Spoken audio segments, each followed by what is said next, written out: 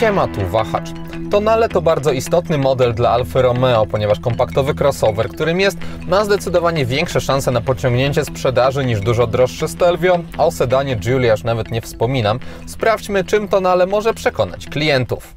Obszarem, w którym może to robić, zdecydowanie jest wygląd nadwozia, ponieważ testowany model to typowa Alfa Romeo z charakterystycznym i ostrym przodem, a także dosyć oszczędną w przetłoczenia bryłą, gdzie jednak proste kształty bardzo zgrabnie się ze sobą komponują.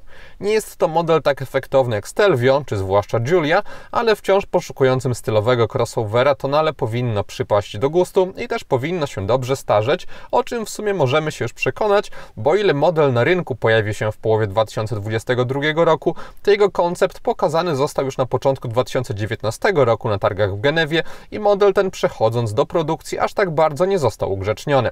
W ramach uzupełnienia warto wspomnieć, że takie opóźnienie wynikało ze specyficznego okresu dla Alfy Romeo, bo w ostatnich latach marka przeszła pod skrzydła koncernu Stellantis, a takie zawirowania na górze drabiny decyzyjnej na pewno nie służą sprawnemu realizowaniu planów. Przechodząc już do tego, co dostałem do testów, to jest to wersja Speciale, ograniczona dla modeli sprzedawanych w okresie premierowym, która w obszarze wyglądu cechuje się obecnością w standardzie 20-calowych felg o charakterystycznym dla Alfy Romeo wzorze, czerwonych zacisków hamulców oraz lakieru w tym samym kolorze, czyli jest to taka, można powiedzieć, klasyka dla tej marki.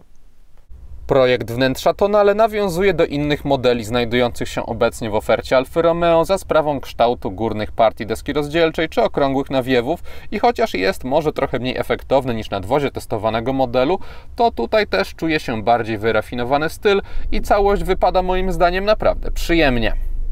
Również detale wpływają na pozytywny odbiór tej kabiny. Na tunelu środkowym mamy umieszczoną niewielką flagę Włoch, jest też pokrętło do wyboru trybów jazdy, przy czym nie nazywają się one jakoś sztampowo Comfort, Normal i Sport na przykład, tylko tworzą ich nazwy skrót DNA. Przy kierownicy mamy bardzo duże łopatki, które są dodatkowo metalowe i bardzo satysfakcjonująco klikają podczas użytkowania. Na kierownicy fajnie wypada też obecny na niej przycisk startera silnika.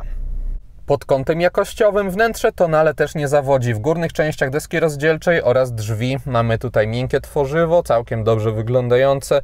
Mamy także srebrne wstawki, które nie są jednak takim jednolitym plastikiem, tylko czy to na drzwiach, czy to na desce rozdzielczej.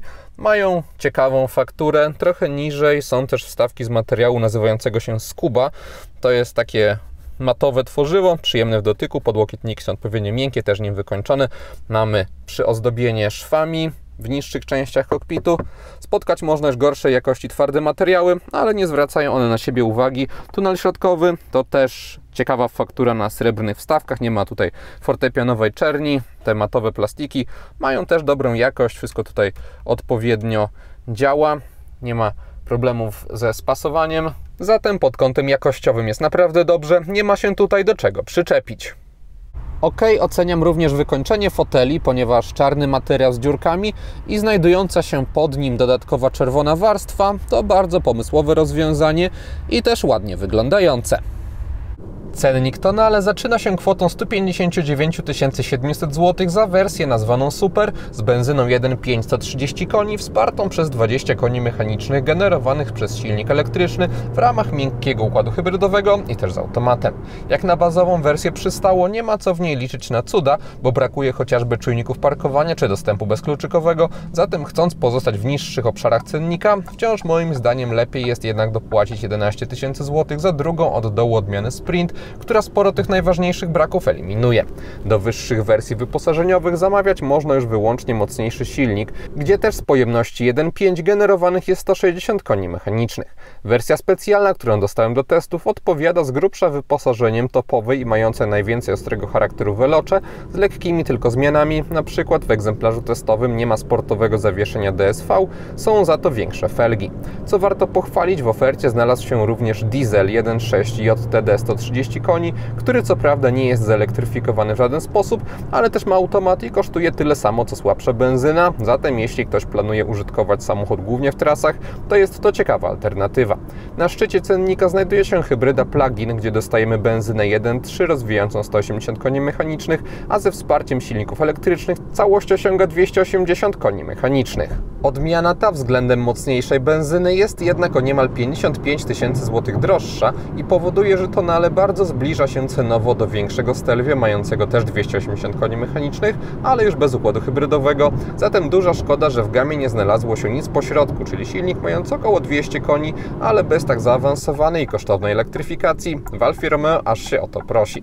Myśląc jednak o rozsądniejszym egzemplarzu z benzyną 130 koni we wspominanej wersji Sprint, trzeba szykować się na wydatek około 170 tysięcy złotych i dla myślących o tym aucie dopowiem jeszcze, ile tonale tak skonfigurowane kosztowałoby w wynajmie długoterminowym na przykładzie oferty partnera Wahacz TV, czyli firmy Carlis Polska.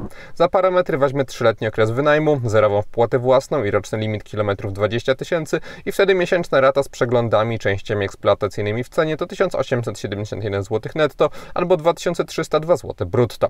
Link do oferty wrzuciłem w opisie filmu, a inne modele również w leasingu operacyjnym znaleźć można wchodząc na stronę Carlis Polska. Silniki benzynowe 1.5 zastosowane w tonale to ciekawe konstrukcje, ponieważ są to niby miękkie hybrydy, ale w mniejszym stopniu ograniczone niż rozwiązania tego typu konkurencji, które tylko mają pomagać w sprawnym odpalaniu spalinowca, ewentualnie pozwalać wejść w tzw. tryb żeglowania. W Alfie silnik bierze na siebie więcej i umożliwia przyspieszanie wyłącznie w trybie elektrycznym. Nie pozwala na zbyt wiele, bo na przykład ruszając spod świateł z umiarkowanym tempem benzyna aktywuje się od około 15 km na godzinę, a jadąc szybciej w trybie elektrycznym można pokonać jedynie krótki dystans utrzymując prędkość, ale fakt zostaje, że takie punktowe przyspieszenie odciąża silnik spalinowy w krótkich, ale paliwożernych sytuacjach. Pozwala też na toczenie się w korkach czy na parkingach. Jest to moim zdaniem naprawdę ciekawy pomysł, który nie winduje ceny samochodu tak jak pełnoprawny układ hybrydowy, ale który jednak realnie coś daje i nie jest tak symboliczny w działaniu jak taka zwykła miękka hybryda stosowana w innych markach samochodów. No i też wsparcie układu elektrycznego sprawia, że na przykład wspominane ruszanie odbywa się płynniej niż w autach wyłącznie spalinowych. Z kolei jeśli chodzi o dynamikę 1.5 z tonale, to tak rozpędza ono samochód od 0 do setki.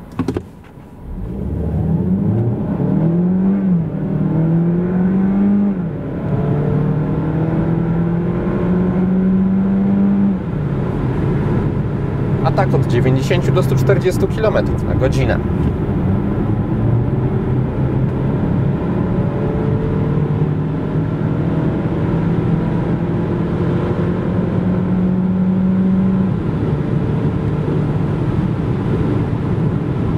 Nie ma co zatem w przypadku egzemplarza testowego mówić o sportowych osiągach czy jakichś ostrych reakcjach na wciskanie gazu, bo auto przyspiesza w bardziej płynny sposób, ale przy jeździe w normalnym stylu jego osiągi dla mnie były wystarczające i pozwalały na bezproblemowe podróżowanie.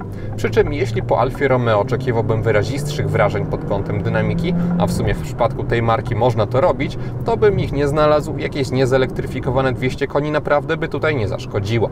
Z drugiej strony należy się cieszyć, że tonale utrzymało swój indywidualny zestaw jednostek napędowych, a nie zostały one zunifikowane z innymi markami grupy Stellantis, bo obecność tutaj na przykład wszędobylskiego i trzycylindrowego 1.2 Pure 130 koni byłaby bolesna.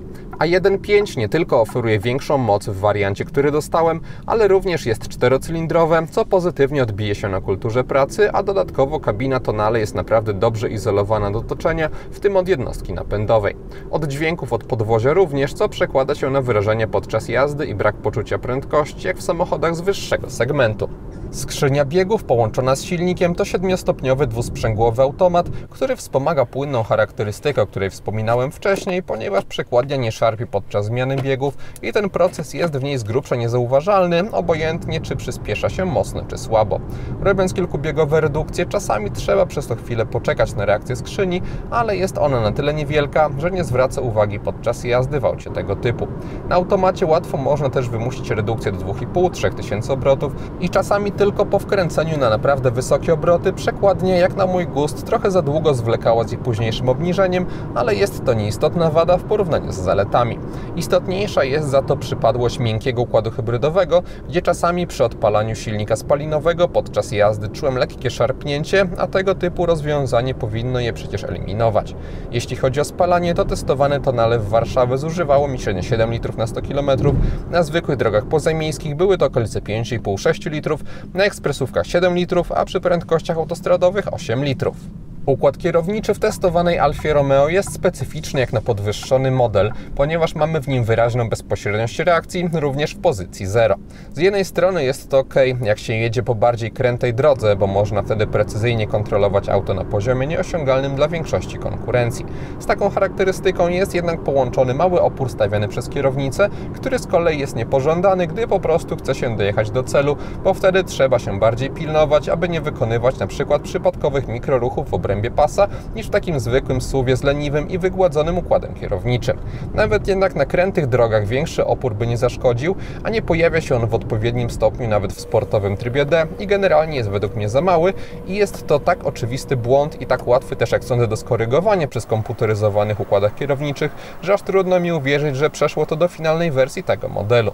Z kolei do zawieszenia tonale nie mam zastrzeżeń, bo jest ono bardzo fajnie zbalansowane, to znaczy bardziej nastawione na sport i w połączeniu z 20-calowymi kołami nie jest to pływający po drodze samochód, ale z drugiej strony zmiękczanie mniejszych nierówności stoi na dobrym poziomie, a dodając do tego wrażenie izolacji od otoczenia, o którym mówiłem, i dobrze wyprofilowane fotele, dostaje się niemęczące i bardzo przyjemne w użytkowaniu auto.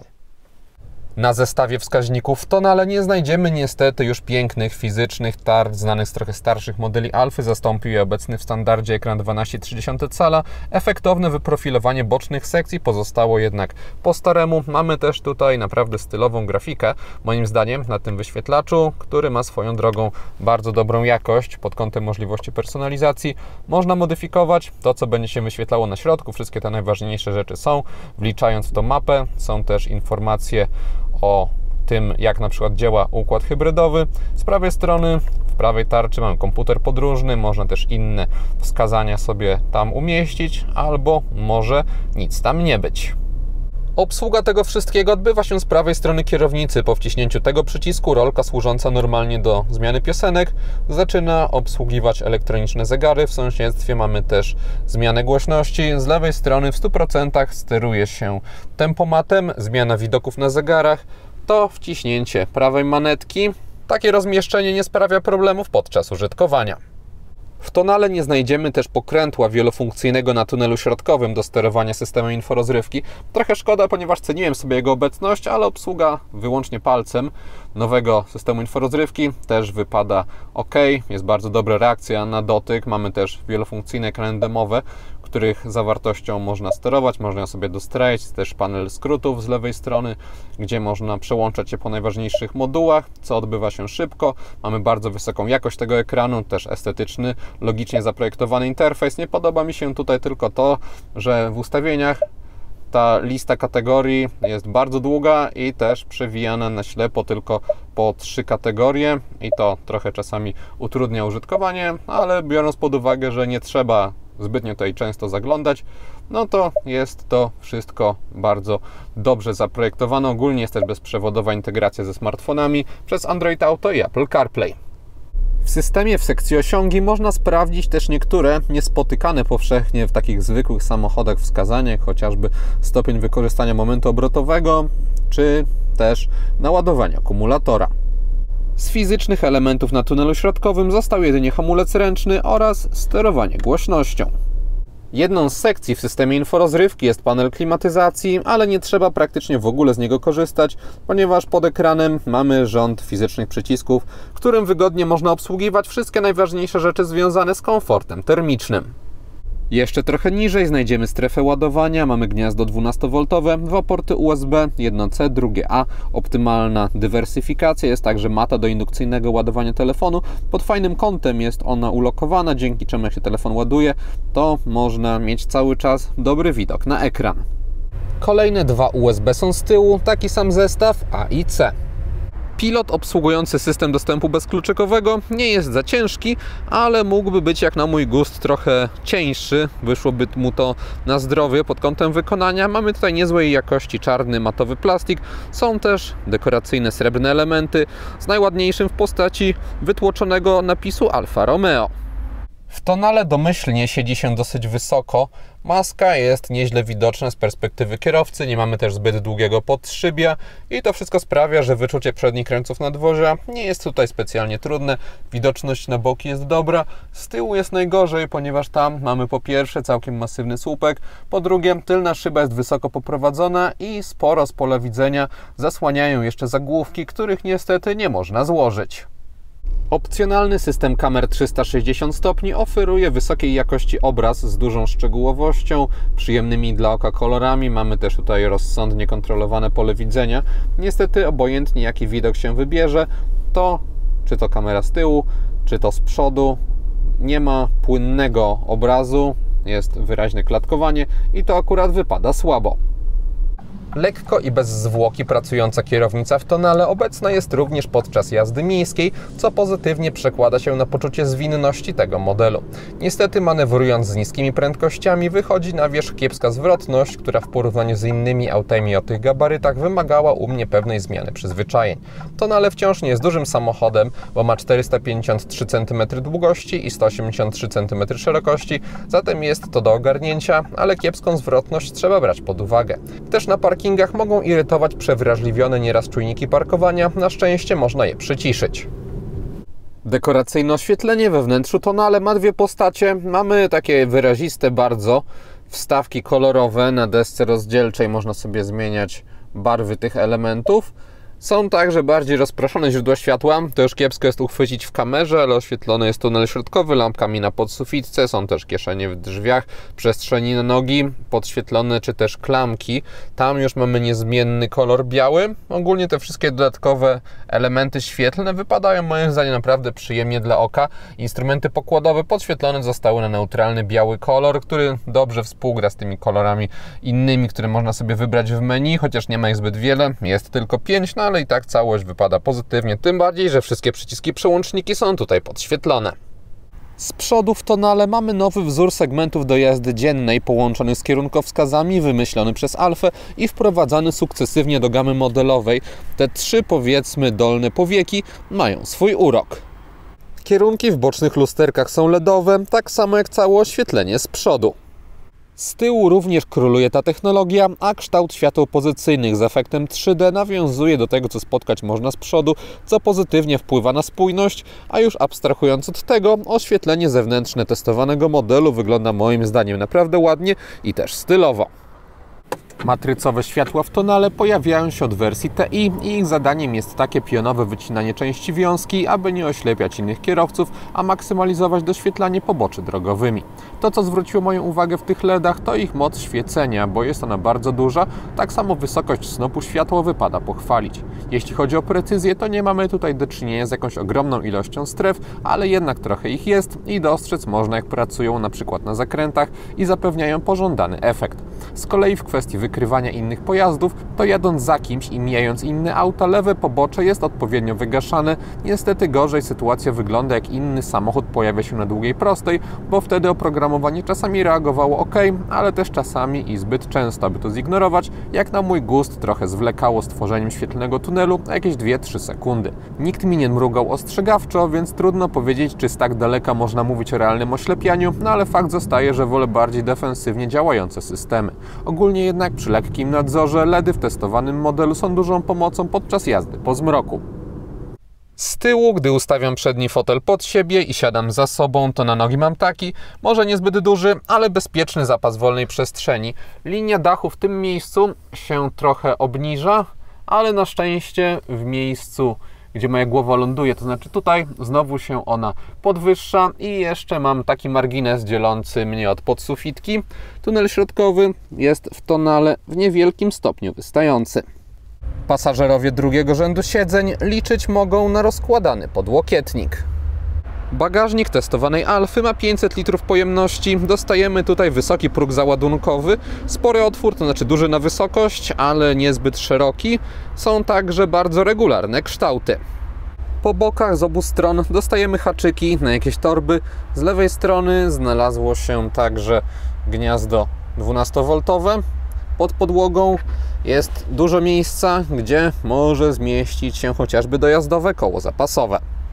Gdyby ktoś tej dodatkowej przestrzeni w formie ukrytej nie potrzebował, to półka ma możliwość obniżenia.